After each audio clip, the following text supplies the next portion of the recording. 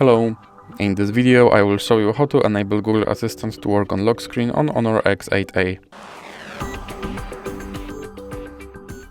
So you have to start by opening your Google application, then click on your avatar and move to settings. Now click on Google Assistant and then go to Hey Google and voice match.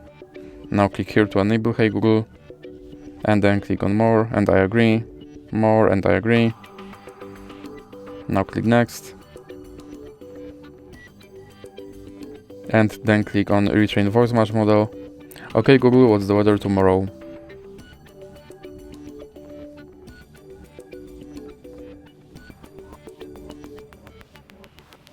Okay Google, set a timer for 5 minutes.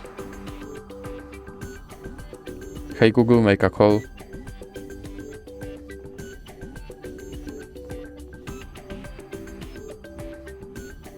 Hey Google, remind me to water my plants every Monday. Now click on Next and then click Back and click on Lock Screen. Then click Yes, I'm in and make sure that this first option stays on. And now let's check if my Google Assistant will work on lock screen. Okay Google. And as you can see, my Google Assistant works on lock screen. So that's it for this video. If you liked it, please remember to leave a like and subscribe.